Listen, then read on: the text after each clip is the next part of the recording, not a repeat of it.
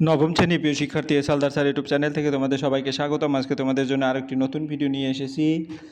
গণিত মডেল প্রশ্ন সেট 2 সেরা প্রস্তুতি হিসেবে আজকে দেখাবো রায় ও মার্টিন প্রশ্ন বিচিত্রার তো স্কুল নম্বর 1 সেট নম্বর 2, অর্থাৎ আমি আগের যে সেটটি দিয়েছি সেটা হচ্ছে তোমার মাধ্যমিক তোমার পর্ষদ থেকে নেওয়া যে প্রশ্নটি, আর আজকে হচ্ছে স্কুল 1 নম্বর প্রথম পর্যায়ক্রমিক মূল্যায়ন 40 মার্কের একটি স্কুলের প্রশ্ন আমি বিশ্লেষণ সহ সম্পূর্ণ সমাধান দেখাবো তোমাদের এই ভিডিওতে। কাজে তোমরা যারা এখনও আমার চ্যানেলটিকে সাবস্ক্রাইব করনি তারা এখনই চ্যানেলটিকে সাবস্ক্রাইব করে বেল আইকনটি প্রেস করে দাও এরকম আরও অনেক ভিডিও পাওয়ার জন্য। তোমরা দেখতে পাচ্ছ 2026 সালের যে তোমাদের রায় ও মার্টিন প্রশ্ন বিচিত্র আছে সেখান থেকে নেওয়া Alipurduar Newtown girls high school এর প্রশ্নটি 1 নম্বর মডেল প্রশ্ন। এখানে 1 2 3 এরকম করে টোটাল 10টি প্রশ্ন আছে, আমি একটু বড় করে দেখিয়ে দিই। তো 1 নম্বরে টোটাল প্রশ্ন আছে 4টি, যেটার এমসিকিউ, ঠিক আছে। তাহলে এমসিকিউর 1 নম্বর সম্পূর্ণ প্রশ্ন যেটা দেখি 10 নম্বর। তো 1 নম্বরের প্রশ্নটা দেখবো 4 to the power X equal 8 to the power 3 হলে এক্সের মান কত। আমরা যদি একটু উত্তরটা দেখি, তো 4 টু দি পাওয়ার এক্সকে যদি ভাঙাই তাহলে 4 মানে 2 স্কোয়ার লেখা যায় আর 8 লেখা যায় 2 কিউব। তাহলে কি হয়, 4 টু দি পাওয়ার এক্স মানে 2 square to the power X আর তোমার 2 to the power twice X হবে, আর 8 কিউব মানে 2 টু দি পাওয়ার 3, 3 3 9। তো এখন সমান ভিত্তি হলে সূচক সমান হবে, অর্থাৎ 2x ইকুয়াল 9। 2x ইকুয়াল 9 যদি আমরা লিখি, x ইকুয়াল হবে 9/2, তাহলে উত্তর যেটা 9/2 আছে কোথায়, বি নম্বর উত্তর আছে। এরপর 2x প্লাস 3y সমীকরণের লেখচিত্রটি কোনটি হবে উত্তর। আমরা যদি দেখি 2x প্লাস 3y ইকুয়াল 0 সমীকরণের সমীকরণটি হলো সরলরেখার সমীকরণ। 2x plus 3y equal 0। যদি x ইকুয়াল 0 বসাই তাহলে y এর মানও 0 হয়। যদি y ইকুয়াল 0 বসাই তাহলে x এর মানও 0 হয়, অর্থাৎ সরলরেখাটি মূল বিন্দু দিয়ে যায়, x অক্ষ বা y অক্ষের সমান্তরাল নয়। তাহলে উত্তর হচ্ছে সি। উত্তর সি, সিটা হচ্ছে কি মূল বিন্দুগামী। আমরা সি নম্বর উত্তর দেব। এরপর যদি x4 বিন্দুটি মূলবিন্দু থেকে দূরত্ব 5 একক হয় তাহলে x এর মান নির্ণয় করো। তাহলে দেখো x4 বিন্দুটি মূলবিন্দু থেকে দূরত্ব 5 একক, তার দূরত্বের সূত্র কি, x মাইনাস 0 স্কোয়ার মানে x স্কোয়ার, 4 মাইনাস 0 স্কোয়ার মানে 4 স্কোয়ার। তাহলে 16 ইকুয়াল 5 5 25, অর্থাৎ x এর মান প্লাস মাইনাস 3। সঠিক উত্তর সিতে আছে প্লাস মাইনাস 3। এরপরের প্রশ্ন, যদি a by B plus B by A হয়, এ সমান 1 হয়, তাহলে a কিউব প্লাস বি কিউবের মান কোনটি।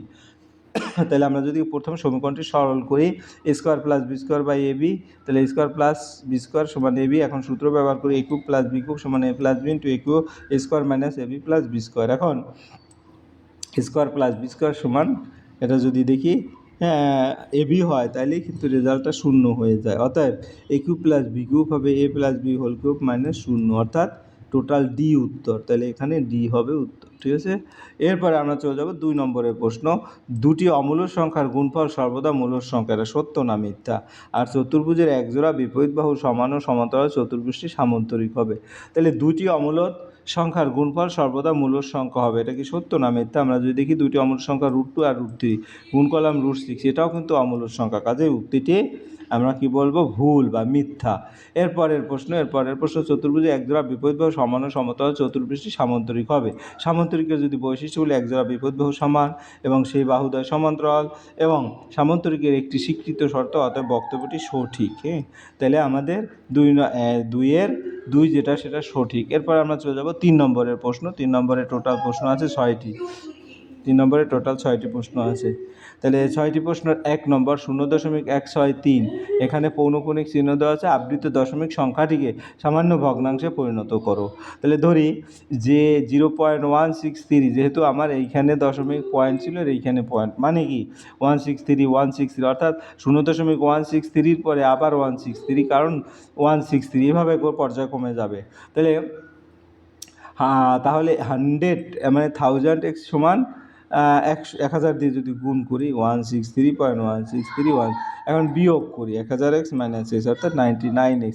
তো x সমান হবে কত, 163/99, ঠিক আছে। তাহলে উত্তর হবে 163/99। এরপরের প্রশ্ন 1/6⁴1/2⁴1/3 এর মান কত। তাহলে 6⁴ যদি আমরা দেখি এটাকে বর্গমূল করলে যেটা হয় 8, তো 1/8 হবে।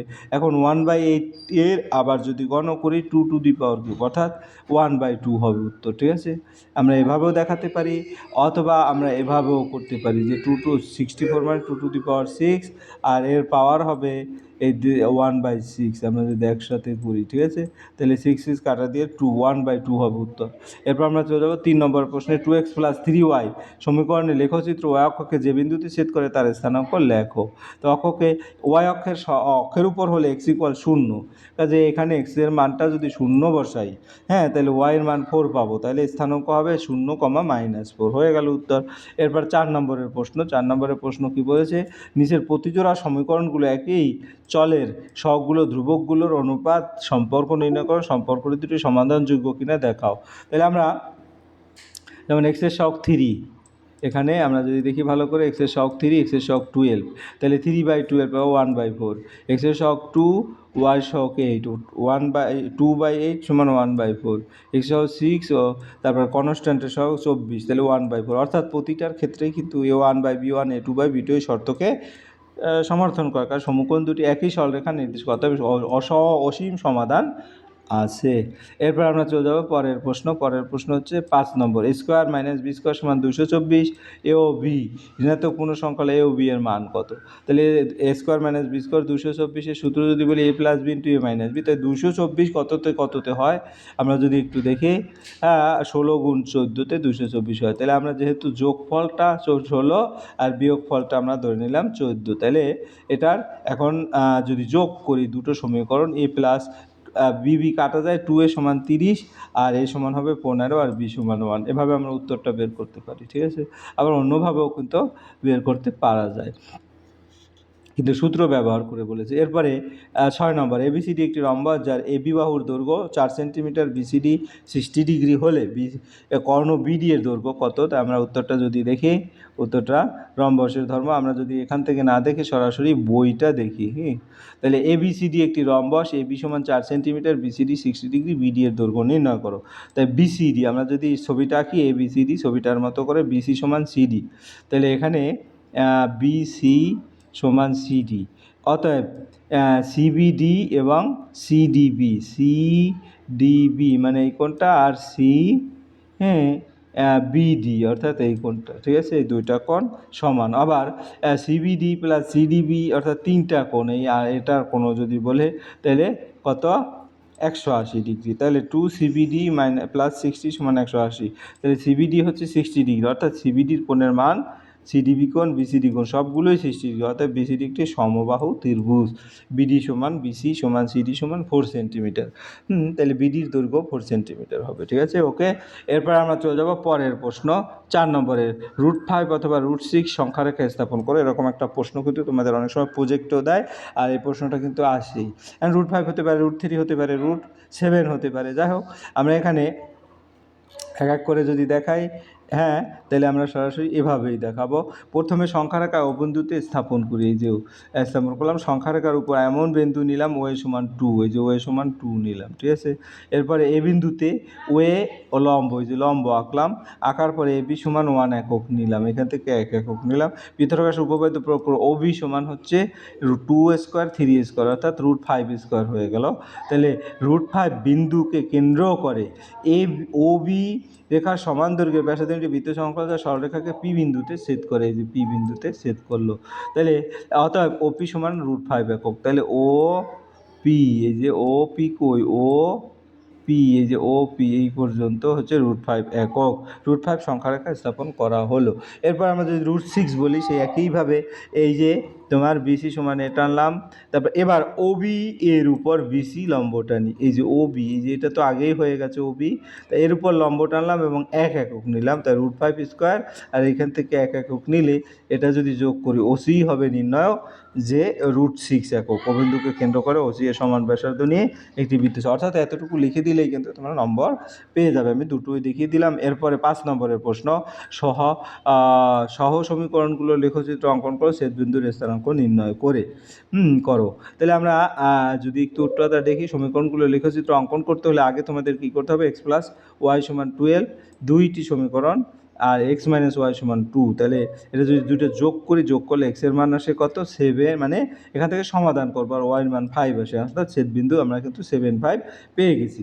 এখন দুটি সরলরেখা একে অপরকে যে বিন্দুতে ছেদ করে সেটা হলো 7, 5। তা আমরা যদি একটু উত্তর দেখি, উত্তর দেখলে কি হবে, এটা হচ্ছে কি 0, এটা 2, অর্থাৎ 2 করে 2, 4, 6, 7, 7 মানে এই বরাবর, এই কারণে এখানে হয়েছে, আর এখানে 5, 7, 5 হয়ে গেল এটা, ঠিক আছে। এখানে এইভাবে আমরা ছক কাগজে আঁকবো, ঠিক আছে। এরপরে আমরা চলে যাব পরের প্রশ্ন, y = 5, 2x + 3y = 11, এরকম একটা আছে। তাহলে y যদি 5 হয়, যদি 5 হয়, তাহলে y এর মানটা আমরা 2 নং সমীকরণে যদি বসাই, তাহলে x এর মান পাবো -2। তাহলে আমরা যদি একটু দেখি যে y = 5 মানে কোনটা, হ্যাঁ, তাহলে 1, 2, 3, 4, 5 এটা যদি তোমার মূলবিন্দু হয় ও, অর্থাৎ এটা x, এটা x প্রাইম, আর এটা y, হ্যাঁ, এটা y প্রাইম। আমি এখানে তোমার অঙ্কনটা দেখিয়ে দিছি। তা এই y = 5 মানে এই যে এই সরল রেখাটা হবে y = 5। আর তোমার 2x + 3y = 11 যে সমীকরণটা আছে সেটা হচ্ছে কি -2। তাহলে x এর মান তাহলে 1, 2, হ্যাঁ। তাহলে এখানে আমরা যদি দেখি y এর মান যদি 5 বসাই, তাহলে দেখা যাচ্ছে রেজাল্টটা পাই -2, তাহলে -2 বিন্দু দিয়ে যাবে, ঠিক আছে। তাহলে এখানের এই রেখাটা যদি দেখাই, তাহলে কি হবে, এই রেখাটা হবে হচ্ছে তোমার 11/2 5.5, অর্থাৎ 1, 2, 3, 4, 5 এরকম জায়গায় একটা পয়েন্ট হবে, আর একটা পয়েন্ট হবে কত 11, 3, 4, 12, 4, অর্থাৎ 1, 2, 3, 4, আর এখানে মাঝখান বরাবর এই যে এইটা, ঠিক আছে। অর্থাৎ এই যে এই বিন্দুটা দিয়ে এই রকম, সেটাই কিন্তু ওই সমীকরণ। তাহলে তাদের ছেদবিন্দু কোনটা, এইটা তাদের ছেদবিন্দু, ঠিক আছে। অর্থাৎ এই মানটা কিন্তু -2, 5, ঠিক আছে, -2, 5, হ্যাঁ। তাহলে এইভাবে তোমরা সরলরেখা ছবি আঁকবে গ্রাফ পেপারে। আমি এরপরে চলে যাব 6 নম্বরের প্রশ্ন, সমাধান করো যে কোনো একটি। 3x - 2y = 5, x + 4y = 4। আমরা যদি সমাধান করি, যেটা দেওয়া আছে সে দুটো ধরি, y = t, আমার সুবিধার্থে অনেকভাবে করা যায়। 3x - 2t = 5, x + 4t = 4। এখন ধাপ 2 সমীকরণে যদি দেখি, x = 4 - 4t, অর্থাৎ এটাকে আমি ডান পাশে নিয়ে গেলাম। তারপরে কি করব, তারপরে হচ্ছে তোমার প্রথম সমীকরণে বসাই, 3 ইন্টু মানটা বসিয়ে দেব, হ্যাঁ, 4 - 4t টোটালি মান বসাইলে t পাবো 1/2, t এর মান আবার 1/y, তাহলে y হবে 2, আবার x বের করব, x হবে 2, অর্থাৎ দুটো বিন্দুই পাবো, x = y = তার নির্ণয় সমাধান x = y = 2। এরপরে তোমরা পরের যে অথবাটা সেটা আমি এখানে দিয়ে দিছি, তোমরা অথবাটা একটু ভালো করে দেখে এর উত্তরটা ক্লিয়ার করবে, এটা ভালো করে তোমরা প্রয়োজনে স্ক্রিনশট মেরে নিয়ে তারপরে দেখবে। এরপরে আমরা চলে যাব 7 নম্বরের প্রশ্ন, উৎপাদকে বিশ্লেষণ করো। x² - y², হ্যাঁ, -6x + 2ay + 8a², এটা যদি করি তাহলে এই সমীকরণ একগুচ্ছ। x² - y², তারপর 6ax + 2ay + a²। আমরা লক্ষ্য করি এই দুটি পূর্ণবর্গের ব্যবধানের আকারে সাজানো যায়। ধরি x - 3a হোল স্কোয়ার, হ্যাঁ, ইকুয়াল হবে x² - 6ax + 9a², হ্যাঁ। তাহলে এটা কি হবে, y - a² = y² - 2ay + a²। অর্থাৎ আমরা যদি এটাকে, হ্যাঁ, সমীকরণটাকে একটু দেখি, তাহলে x² - 6ax, এই যে x² আছে, -6x আছে, +9a², এখানে 9 না হয়ে 8 ছিল, 9 আবার মাইনাস করে দেবো স্কোয়ার, অর্থাৎ এরকমভাবে সাজানো যাচ্ছে। তাহলে এরকমভাবে সাজানোর অর্থ কি, x - 3a y - a, x - 3a y - a, এরকম দুটো দুটো করে আমরা নিয়ে নিচ্ছি। নিয়ে নেওয়ার পরে ফাইনালি উৎপাদক হবে এটা, ঠিক আছে। এরপরে আমরা চলে যাব পরের যে উৎপাদক, a² - 6ab + 12bc - 4ca², হ্যাঁ। তাহলে এটাকে যদি আমরা দেখি, a² - 6ab, হ্যাঁ, +9b², এই 9b² এক্সট্রা নিয়ে আসলাম, আবার -9b² দিলে তাহলে দুই দিকে দুটো a + b a - b সূত্র পড়বে, a - 3b whole square -3b - 2c whole square. এখন এটাকে করবো কি, a² - b² সূত্র a + b * a - b minus, finally এরকম উত্তর আসবে। আসলে সহজ অঙ্ক ছিল এটা। এরপরে আমরা চলে যাব 8 নম্বর, যে কোনো একটি y এর মান কি হলে 2 ওয়াই এবং 10-9 বিন্দুদ্বয় দূরত্ব 10 একক হবে। তাহলে আমরা যদি দূরত্বের সূত্র বলি, তাহলে x2 - x1 y2 - y1 এটা সূত্র। তাহলে 10-2 whole square -9 - y whole square. তাহলে 10 - 2 করলে 8 স্কোয়ার আসে, আর -9 এটা এভাবে থাকে, অর্থাৎ 64। প্রশ্ন অনুযায়ী এই দূরত্বটা 10, তাহলে প্রশ্ন মতো এটা সমান 10, উভয় পক্ষকে বর্গ করলে অর্থাৎ এখান থেকে y বের করবে, তো y এর মান হবে হ্যাঁ তোমার -15 অথবা y এর মান -3, তো y এর মান 15 অথবা y = -3। এরপরে আমরা পরের প্রশ্ন যাব। পরের প্রশ্ন কি বলছে 8 নম্বরের, পরের শূন্য এই বিন্দু তিনটি সমরেখ কিনা। তাহলে বিন্দু তিনটি সমরেখ হতে গেলে আমরা দূরত্বের সূত্র ব্যবহার করব। প্রথমে কি সূত্র ব্যবহার করব? OA। তাহলে OA মানে 0 - 4 স্কোয়ার 0 - 3 স্কোয়ার, এরকম করলে √25 আসে। এরপরে বের করব AB মানে 4 - 8 স্কোয়ার বা 8 - 4 স্কোয়ার, যেটাই বলো উল্টা, আর 6 - 3 স্কোয়ার, অর্থাৎ এটাও √25। OB নির্ণয় করব। OB হচ্ছে কি ও আর বি, এটা ও 0 - 8 স্কোয়ার 0 - 6 স্কোয়ার, অর্থাৎ এখান থেকে √100 আসে। তাহলে এখন দেখলাম OA সমান √5, AB সমান 5, আর OB সমান 10। এখন দেখা যায় OA প্লাস AB সমান 5 + 5 10, অর্থাৎ OB। যেহেতু OA প্লাস AB সমান OB, অর্থাৎ তিনটি বিন্দু একই সরলরেখা অবস্থিত। এরপরে আমরা 9 নম্বর যাব। 9 নম্বর আসলে উপপাদ্য দেয়, তোমার প্রতি বছরে উপপাদ্য থাকে। যুক্তি দিয়ে প্রমাণ করো যে সামান্তরিকের কর্ণদ্বয় পরস্পরকে সমদ্বিখণ্ডিত করে। এরপরে যুক্তি দিয়ে প্রমাণ করো চতুর্ভুজের বিপরীত কোণগুলো পরস্পর সমান হয়, চতুর্ভুজটি সামান্তরিক। তাহলে আমি সামান্তরিকের কর্ণদ্বয় পরস্পরকে সমদ্বিখণ্ডিত করে, এই হচ্ছে উপপাদ্য। উপপাদ্য 15 ভালো করে পড়ে নেবে। তারপরে প্রমাণ করো সামান্তরিকের কর্ণদ্বয়, আমরা এটা দেখলাম। এরপরের প্রশ্ন উপপাদ্য 17। উপপাদ্য 17 কেন? এই দেখো, এই যে এটা উপপাদ্য 17 অথবা যেটা আছে, অর্থাৎ এই দুটোর মধ্যে যে কোনো একটা আসবে এবং অ্যান্সার দিতে হবে, প্রতিটাই উৎপাদক থেকে দিবে। তাই যে আমরা উৎপাদকগুলি ভালো করে করব। এরপরের প্রশ্ন চলে যাব। এরপরের প্রশ্ন হচ্ছে তোমার 10 নম্বরের প্রশ্ন। একটি PQRS আয়তাকার চিত্রে x ও y এর মান নির্ণয় করো। এই চিত্র দেখে তোমার x ও y এর মান নির্ণয় করতে হবে। আমরা যদি একটু বড় করে দেখি, তাহলে দেখবো এই যে এই চিত্রে SQR, আমরা যদি দেখি এইটা চিত্র, এটা কিন্তু বইয়ের চিত্র, 4 নম্বরের অঙ্কটা। SQR মানে এটা 25 ডিগ্রি, যেটা দেওয়া আছে PSQ, অর্থাৎ এটা 25 ডিগ্রি। তারপর PSQ মানে এই কোণটা প্লাস QSR, অর্থাৎ এই কোণটা, এই দুটো মিলে হয় 90 ডিগ্রি। তাহলে একটা USR হবে 65 ডিগ্রি। আমরা জানি আয়তক্ষেত্রের কর্ণদ্বয় পরস্পরকে সমদ্বিখণ্ডিত করে, কাজে PSQ সমান SPQR সমান 25 ডিগ্রি। Y ডিগ্রি যেটা, সেটা হবে কত? 180 - দুটো বিয়োগ করলে 130, অর্থাৎ x ডিগ্রি হবে কত? তোমার গিয়ে হলো QSR একই 65 ডিগ্রি। তাহলে x হচ্ছে 65 ডিগ্রি আর y হচ্ছে 130 ডিগ্রি। এভাবে উত্তরটা দিয়ে দেবে, যেটা তোমাদের বইয়ে আছে। এরপর হচ্ছে তোমার অথবা যেটা, একটি রম্বসের কর্ণদ্বয় দৈর্ঘ্য 24 সেন্টিমিটার 18 সেন্টিমিটার, প্রতিটি বাহুর দৈর্ঘ্য নির্ণয় করো। ঠিক আছে, তাহলে আমরা উত্তরটা একটু ভালো করে দেখি। তাহলে কি দেখবো? রম্বসের যে বৈশিষ্ট্য, যদি এগুলো আসলে লিখতে হবে না, কর্ণদ্বয় পরস্পরকে সমকোণে ছেদ করে, তাহলে অর্ধেক কোণের মান নির্ণয় করতে হবে। কর্ণদ্বয় একে অপরকে সমদ্বিখণ্ড। প্রথম কর্ণ 24, এর অর্ধেক হবে 12 সেন্টিমিটার। দ্বিতীয় কর্ণ 18, এর অর্ধেক হবে 9 সেন্টিমিটার। সমকোণী ত্রিভুজ গঠন করে। আমরা যদি তাদের বোঝানোর জন্য একটা রম্বস এঁকেই ফেলি, ঠিক আছে, এভাবে একটা তোমরা রম্বস আঁকবে। ঠিক আছে, তো এখন কর্ণদ্বয়, যেটা ছোট কর্ণ আর যেটা বড় কর্ণ, এরকম দুটো কর্ণ আছে, অর্থাৎ 24, এই বড়টা 24 আর ছোটোটা 18। তাহলে অর্ধেক আমরা ক্যালকুলেশন করেছি। কিন্তু এই যে এটা একটা সমকোণী ত্রিভুজ। ঠিক আছে, তো সেই সমকোণী ত্রিভুজের ক্ষেত্রে অতিভুজ মানে কোনটা? অতিভুজ মানে এই যে বাহুর দৈর্ঘ্য। তাহলে রম্বসের এক বাহু, তাহলে এইটা হলো স্কোয়ার 12 স্কোয়ার প্লাস 9 স্কোয়ার, অর্থাৎ 225। এর বর্গমূল করে শুধু বাহু হবে কি? 225 বর্গমূল করলে 15 সেন্টিমিটার। রম্বসের প্রতিটি বাহুর দৈর্ঘ্য 15 সেন্টিমিটার। এভাবে তোমরা অনায়াসে উত্তর দিতে পারবে। এই ছিল তোমাদের প্রশ্নের সামগ্রিক বিশ্লেষণ। আশা করি ভিডিওটি মনোযোগ সহকারে দেখলে তোমরা সম্পূর্ণ প্রশ্নের উত্তরে কিন্তু ক্লিয়ার বুঝতে পারবে। পরিশেষে বলবো, ভিডিওটি দেখার জন্য অসংখ্য ধন্যবাদ। ভিডিওটি ভালো লাগলে লাইক, কমেন্ট, শেয়ার করতে ভুলবে না। আজ এই পর্যন্তই। ধন্যবাদ সবাইকে।